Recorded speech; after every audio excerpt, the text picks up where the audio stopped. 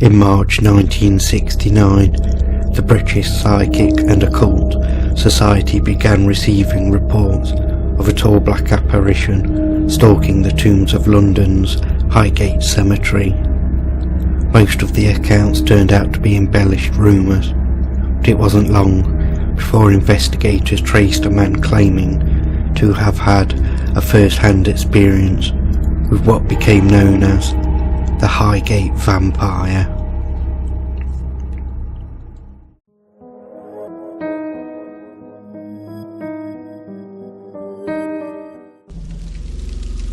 The witness recounted his tale and described it as having been hypnotised by something lurking in the shadows. He began to make his way towards the exit of the cemetery, but soon found himself lost and disoriented.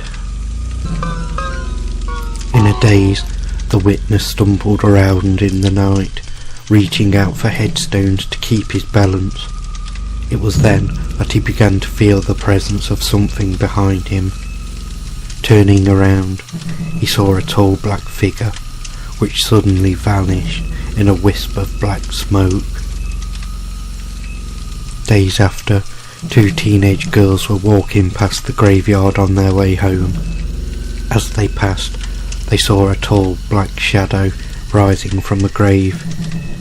Later that same evening, an elderly woman was walking her dog through the cemetery when a tall dark man with glaring eyes momentarily blocked her path before disappearing.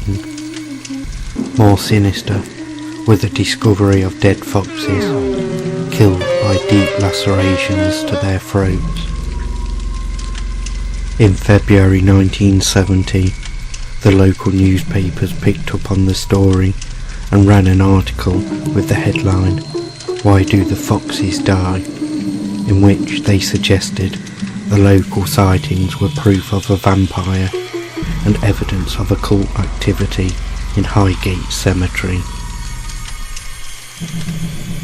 The suggestion was that the foxes, which had been found with deep lacerations to the throat, had been killed by the vampire, although David Farrant, British Occult Society investigator and eventual vampire hunter, dismissed such claims.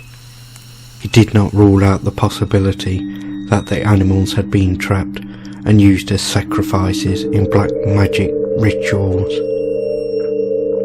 After embarking on an extensive investigation of the local sightings, during which David Farrant and his colleagues supposedly spotted the vampire, Farrant wrote to the Hampstead and Highgate Express, claiming that he had evidence of the vampire and of satanic activity in the cemetery.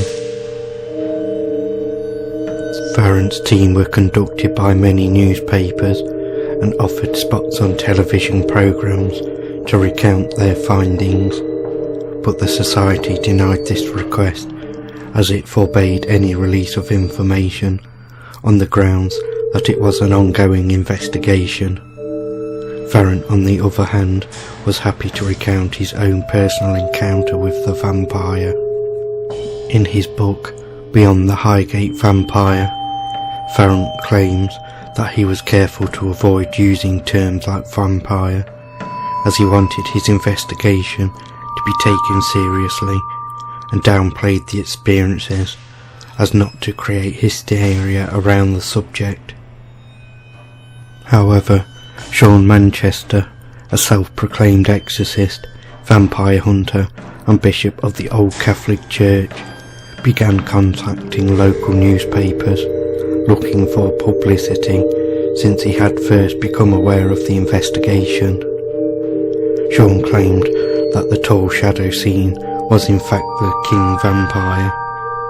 To stop the vampire, he made a crucifix and wooden stake, declaring that to exorcise a vampire, one must first drive a stake through its heart, chop off its head with a gravedigger's shovel, and burn what remains.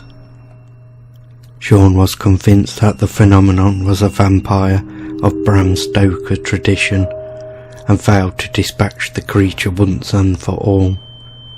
He went on to claim that Farrant, who had previously told an overzealous reporter that he was prepared to take any means necessary to rid Highgate of the creature, would be joining him on this dangerous mission. Sean's comments created a media frenzy. The night following a TV broadcast upon the subject, hundreds of people armed with wooden stakes and shovels converged on Highgate Cemetery to take part in a vampire hunt. After breaching the police cordon and storming the cemetery, several of the vampire hunters scrambled back to safety, having spotted something crawling in the dark. In an interview with the London Evening News, witness Mr. Anthony Robinson recalled, "I walked past the place and heard a high-pitched noise. Then I saw something grey moving slowly across the road. It terrified me. I've never believed in anything like this. Now I'm sure there's something evil lurking in Highgate." Farron, on the other hand, remained unconvinced, blaming the sightings on mass hysteria generated by the press, something that he wanted to avoid. Over the next few months, there were no significant developments and sightings seemed to drop off. What followed, however, more than made up for this period of inactivity.